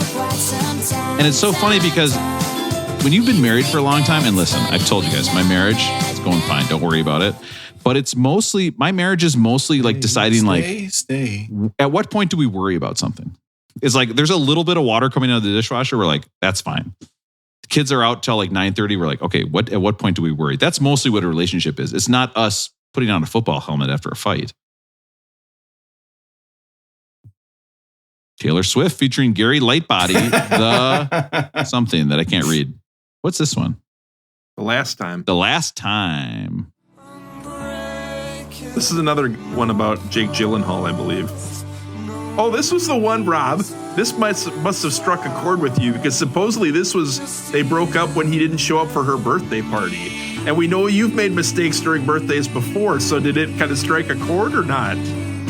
I was there. I just was editing the podcast. And first of all, I put the birthday candles in the cart. They just fell out. It's not my fault. No, I've never made a mistake. I do love all the strings on this one. The strings on this one were a little bit different. Kind of another change up on the album. Is Gary Lightbody a real person? Or is that some kind of pseudonym for someone else? He's from Snow Patrol, right? Is that what he's from? Oh, okay. I didn't know him at all. I think you might be right, Russell, because the second verse is all about how then he gave a birthday party for the dog right after. And actually, that was really one of the most annoying parts of the whole time. Didn't do anything for his wife's birthday, but had a huge party for the dog. I heard if you play that one backwards, it says that Gary Lightbody's dead. Gary Lightbody is the walrus. Miss him. Can you imagine if my name was Gary Lightbody? That'd be so great. Wouldn't it be like, Mr. Lightbody? Oh, did not expect this. You show up for a powerlifting meet? Yeah. Oh, I love it. Yeah, so good. By the way, secret message on that one, LA on break. And where was Jake Gyllenhaal when he didn't show up for the birthday? LA. He was working is what I read. See? Yeah, in LA. And I gotta say, what do you guys think? To me, being on a work trip is perfectly acceptable reason to skip somebody's birthday. Like work comes first. No, not if you're dating Taylor Swift. You would do whatever she says ever. She'd be like, drink milk out of this dog bowl nude on the ground while I put you. Hopefully he was still downloading her albums even when she was. Even when he was working, hopefully he was still downloading. True. That's all you can hope for. Yes. Holy Ground. That song is fantastic. It's so good. God, it's like Springsteen doing Johnny 99. Oh, it sounds so good. And I think this was one of the different producers. This was one of the guys, he might have worked with Kanye in a few songs, but it had a little different sound, and I think that might be why. I love it. I mean, it's fun to have an album where it's all different. So good. It does kind of have that thing where like Bruno Mars, Kanye kind of feeling where it's like it's ramped up, it's going, and then the time stops a little bit and it's kind of floating. Yeah. Love it. And I think what a lot of people want to know is what's the secret message in the liner notes for this one? And it's when you came to the show in SD. Oh, well, let's think. Who do we have a picture of seeing a Taylor show in San Diego? It's Joe Jonas. That song's about Joe Jonas. Guys. How many famous dudes did she date by the age of 22? There's a lot of, yeah. These have to be like very short interactions at this point. Yeah, that's what I was getting at earlier. Like if you go out with someone for a month, are you allowed to write like huge breakup songs about them? If you sell 1 million records, yeah. Yes. Okay, all right. And then you make liner notes, special liner notes. It's brilliant. If I was Taylor Swift and you're laying pipe with John Mayer, Joe Jonas, Taylor Lautner, Jake Gyllenhaal, guys, she's getting A1 dick. Like that's the Taylor bottom line. Oh, gee. Yes. She's not messing around. This is the hottest of the hot. Like plus a guest spot on New Girl season 2 finale. Damn. And then you dump their asses and you get a song out of it. It's brilliant. If I had a hit record for every time I got dumped by an online date, I would be the biggest selling musician in the history of the world.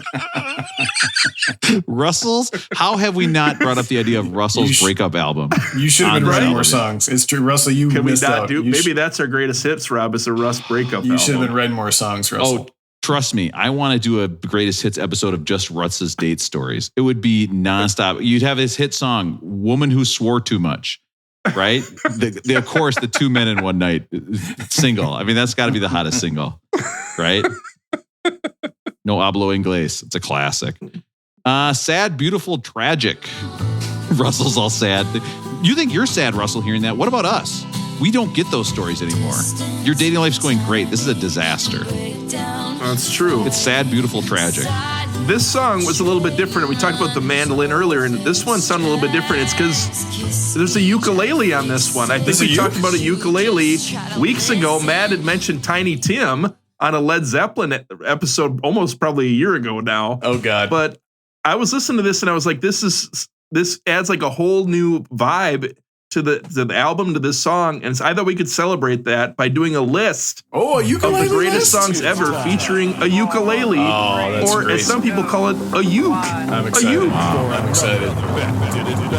There's some really good rock singers who do whole albums with ukuleles. You know, Matt, I love the ukulele. Matt, do you just want to take all my ones? You've already picked off one earlier. My youngest is way into an artist called Boy with a Uke. And she like wants to go see his concert in New York. And I was like, yeah, I'm happy to buy tickets. But then I'm thinking to myself, wait, it's just going to be a guy playing a ukulele on stage and I'm going to pay money to go watch that? I don't know if I can do that. That might be too much.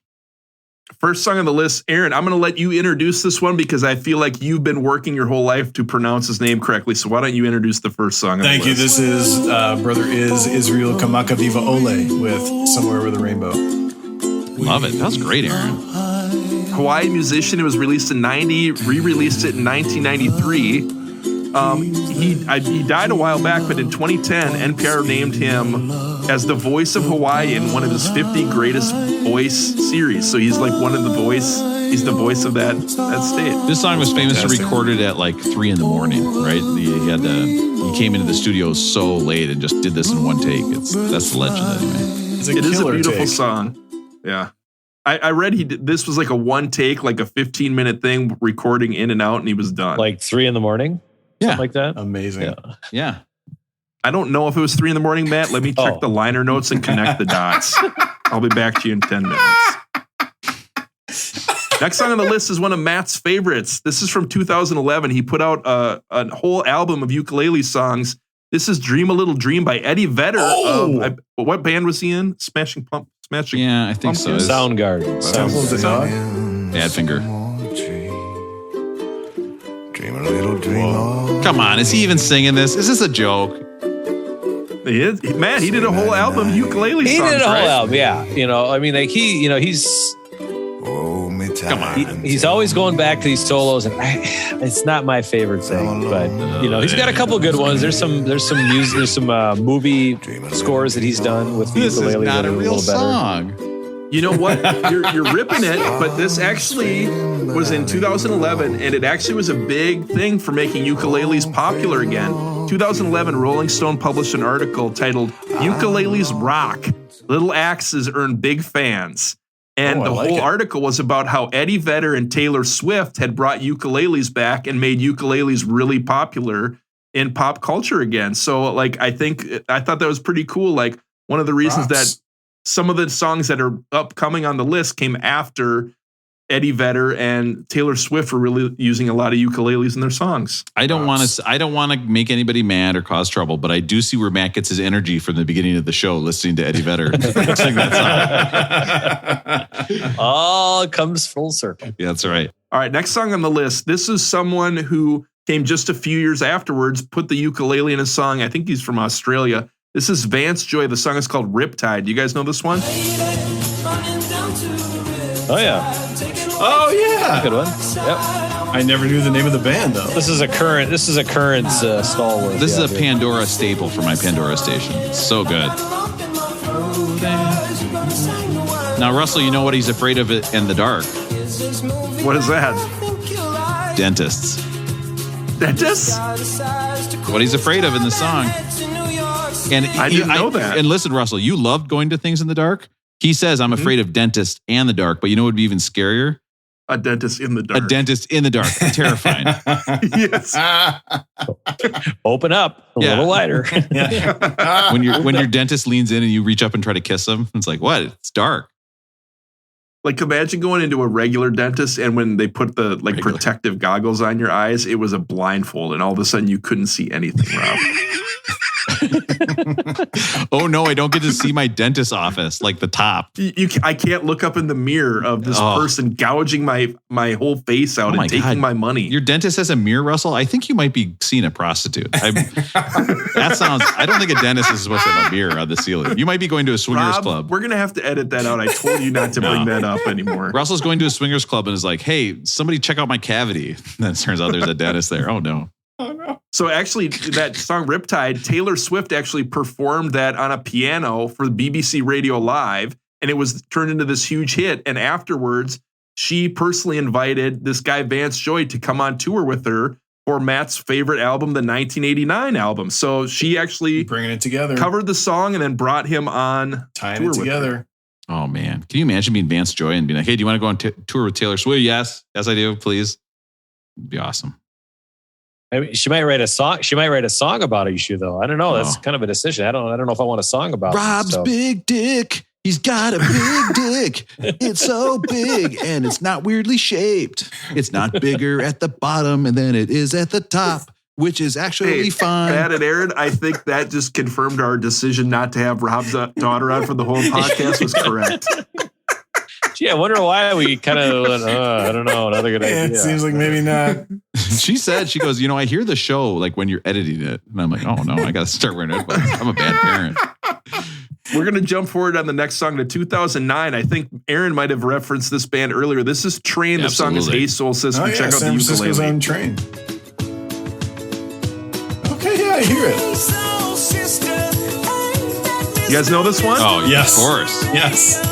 And I think Train is a band that did a lot of the sound that Taylor's doing on this album. Totally. So it's a good one to have on this list. Totally. Bright, sunny. Pat Monahan, Aaron, is that the lead singer for Train? Mm-hmm. I don't know, actually. Yes, it is. So Pat Monahan actually asked Taylor Swift to collaborate on an album, and they were working on a song together, and they ended up writing it for a group called Sugarland. It was called Babe, and then they actually wrote it together, and it actually got added to the deluxe version of the Red Album. So there you go. The guy from Train worked with Taylor Swift on the deluxe version, but we're not covering that one tonight. Unbelievable, Russell. You're always nailing this stuff. All right, next one on the list. Rob told me earlier on the night this is one of his favorite artists ever. I don't know a ton about her, but this is just a beautiful song. Yep. Ukulele's perfect. This is Ingrid Michaelson, You and I. Check this one out. Ingrid Michaelson is one of my favorites. Jenny and I go see her holiday show every year in New York City, where she puts on a Christmas special. We've driven up to Montreal to see her when we lived in Vancouver, when we lived in Vermont. We just love her. Get into Ingrid Michaelson, people. And you strip it down, and it's all you have is the singer and the ukulele. That's kind of the perfect way to go, right? It's so good. Let's get rich and buy everybody nice sweaters. That's so thoughtful. Yeah. Oh, this guy, get out of here. She's actually got a great clip on YouTube where she is singing that song at St. Olaf and has the crowd sing along, and then is like, oh, people are doing harmonies. And all those pink tasseled music majors were like, yeah, that's us. She's talking to us. That was me. The worst would have been I would have been singing Cream of Wheat the whole time. It would have been embarrassing. Cream of wheat. As an aside, when Jenny heard Russell's bit on Cream of Wheat, she laughed so hard. She thought that was the funniest thing ever. It's so good. She's like, okay, this next song is a request from Aaron in the crowd. He wants to hear a song about a balloon expedition over Antarctica. Apparently he's been studying the library. And there's also a song called Big Dick Rob. You were mentioning though a YouTube video that there's another YouTube video with Ingrid Michaelson, and she was singing at a concert, and Taylor Swift was there, and she was playing and she was killing it. Taylor Swift came out and started dancing on stage because she's a big Ingrid Michaelson fan. So Taylor Swift was giving her some props. So I thought that was pretty cool. Fantastic, Russell. I'm Ingrid Michaelson, big Ingrid Michaelson. That's me. Look at my ukulele. It's the size of a guitar. All right. Normally we don't do another song. Normally we don't do this last song, but you know what? Matt's mother-in-law called in and she said she wanted to know why we call it Beck Did It Better. And I thought this was an opportunity to do that. Even though it might not be the best time, we're going to do it anyways. This is Blue Moon from Morning Phase. Check this song out. You might hear the ukulele on this one too.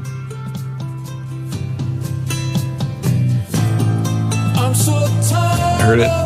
You hear it back there?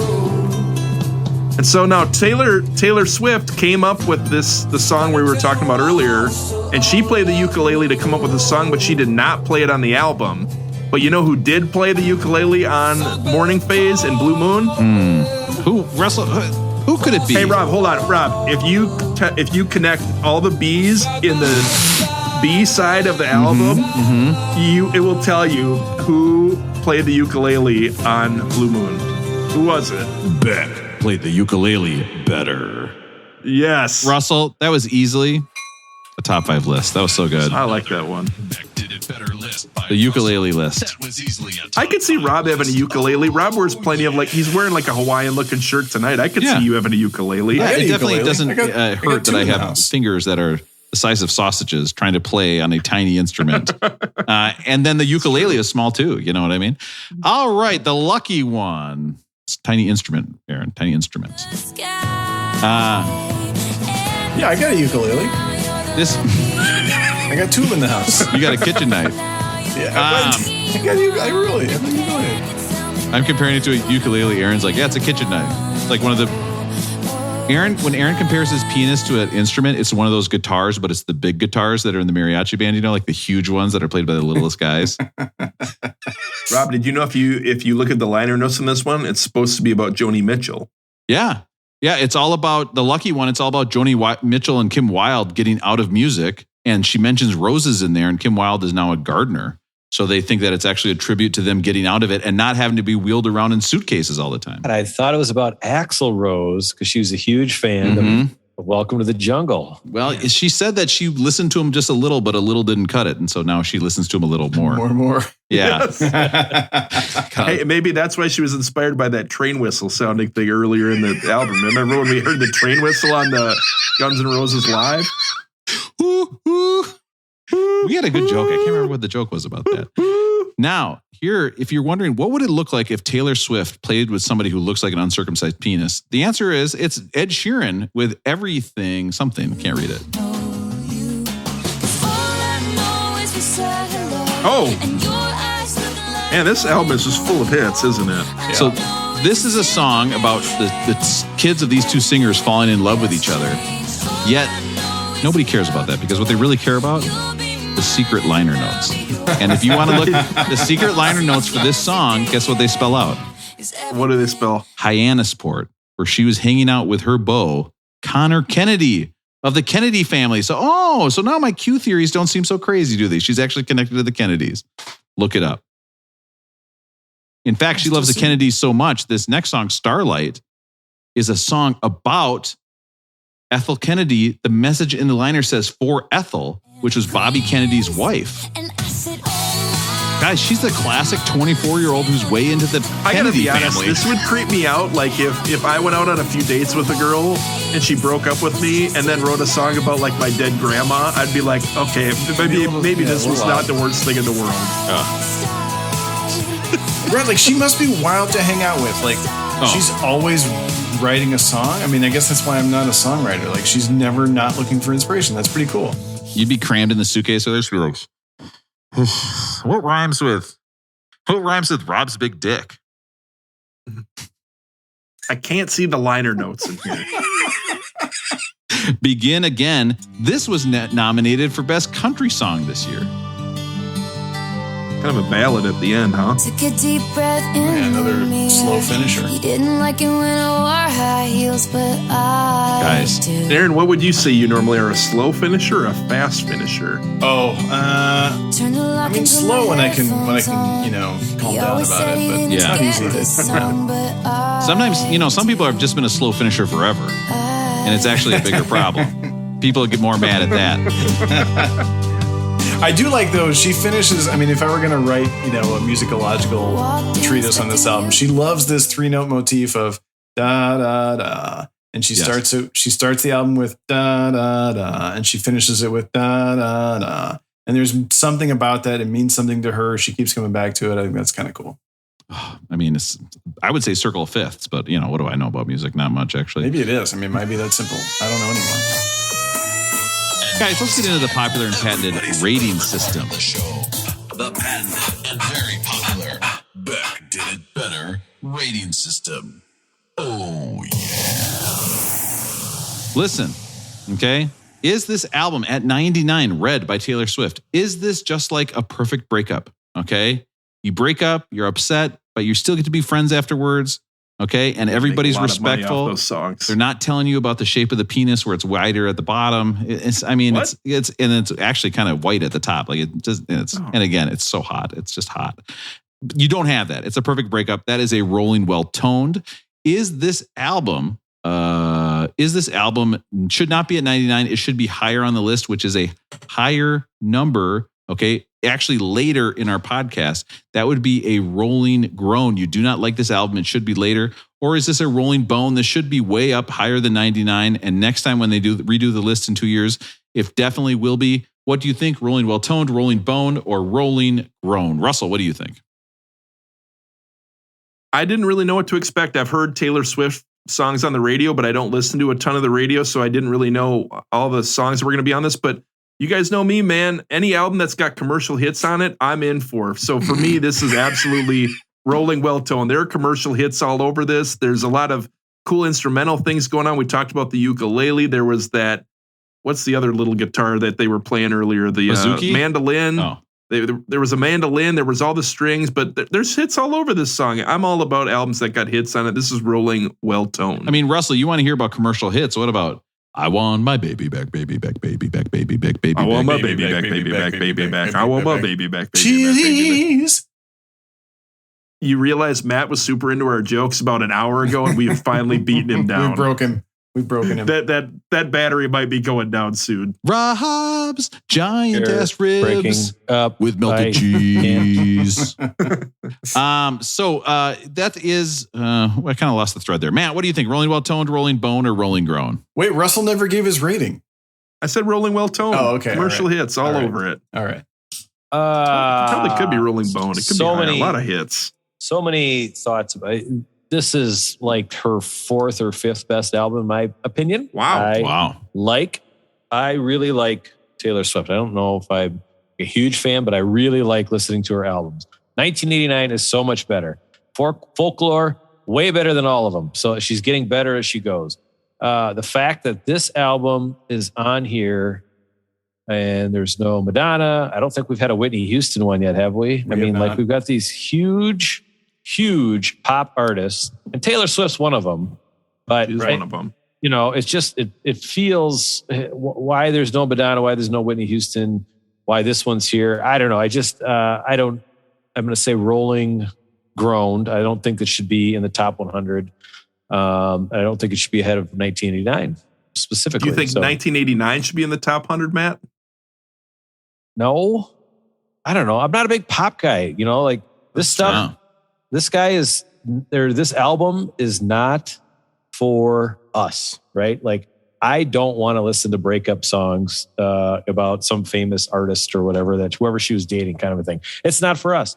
But that's probably why I like folklore more than all of them, because it's just a completely different vibe than these poppy songs like this. But when we get to 1989, you guys just remember, I was touting that one big time, and then we'll have a discussion. It's coming up in about a year. So. I'll tell you what, Matt, you said you're not a big pop guy, but I am. I buy the 2 liters all the time. What am I going to buy those tiny cans?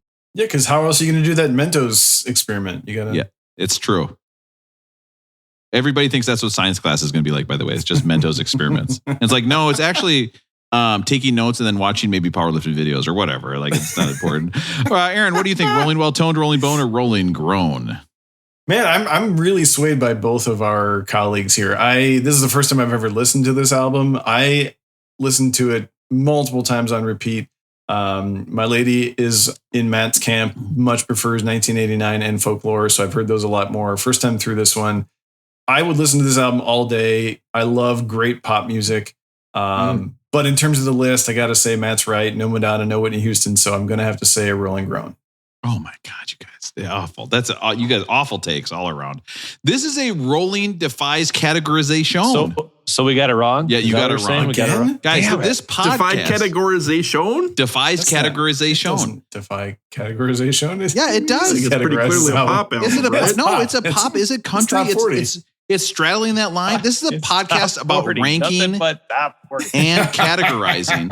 But this album makes you realize how dumb that is. Is it pop? Is it country? Who cares? This is a certified Beck Did It Better banger. This album puts you in a good mood when you put it on. It is hit after hit after hit. It's great.